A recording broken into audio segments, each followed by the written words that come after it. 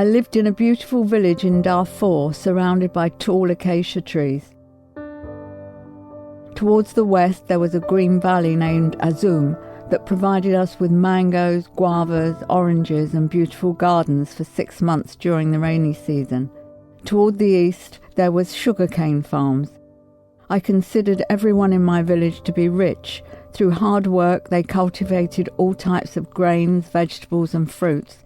They also raised goats, sheep and cows. Most people had what they needed to survive and only went to the market to buy clothes, soap and sugar. Everyone was very friendly and supportive.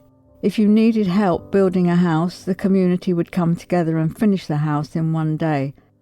Life was beautiful and I was very happy. One day in 2003, an army came to my village early morning when I was in the valley feeding the cows. At the time I was 24 years old, married and had 4 children. They came on camels, horses and land cruisers, carrying heavy artillery. I could hear them chanting, shooting and setting houses on fire. It was very frightening. I realised that it must be the Sudanese government army and the Janjaweed, the government-supported militia, because we knew of nearby villages that had been attacked by them.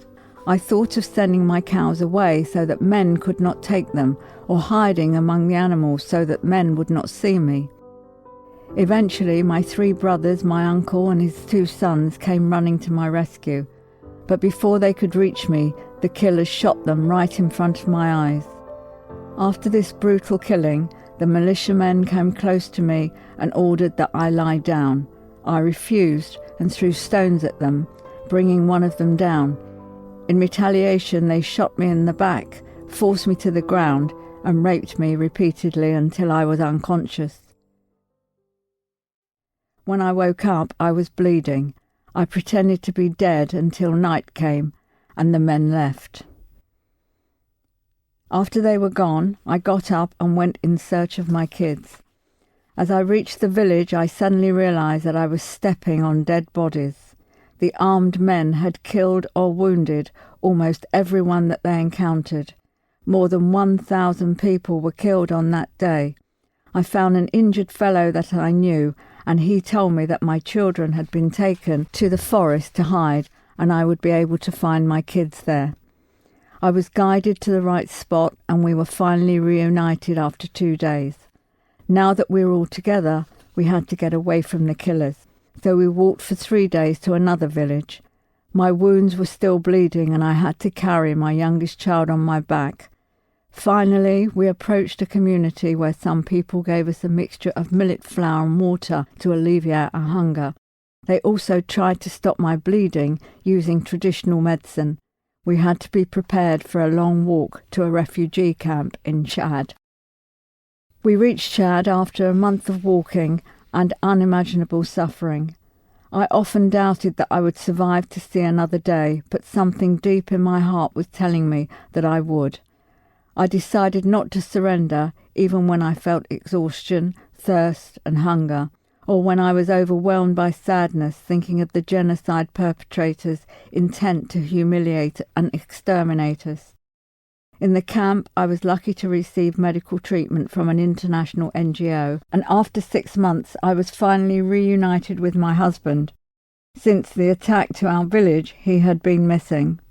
I learned that he'd been seriously wounded and was in a remote village in Darfur. I notified the International Rescue Committee and thankfully they found him and brought him to Chad.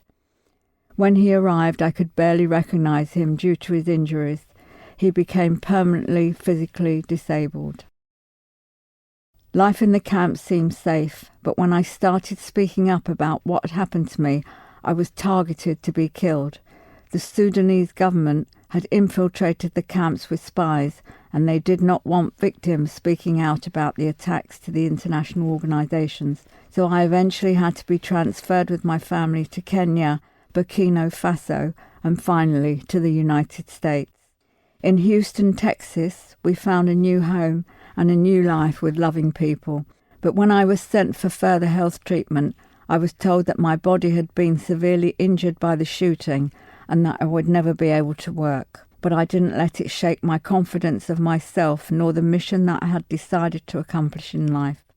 I was determined to be productive and optimistic, no matter what. Now that I was living safely in the United States, I wanted to go to school, get a degree, and be a fluent English speaker.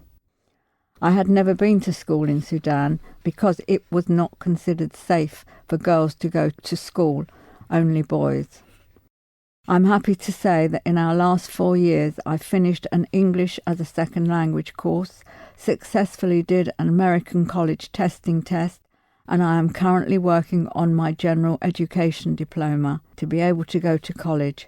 I'm doing great in my classes and remain a distinguished student in spite of my multiple responsibilities and health situation.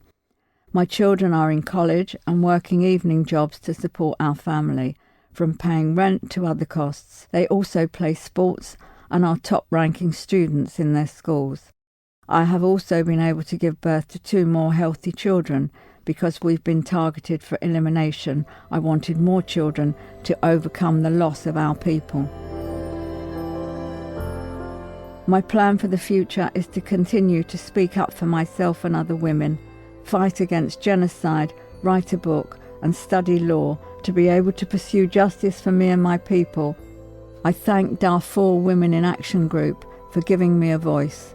I would like to appeal to all of you who read my story to do whatever you can to speak up for the victims of the long-standing genocides, and particularly for the women who have been victimized. I call on you not to feel discouraged by the fact that the world has failed the women of Darfur.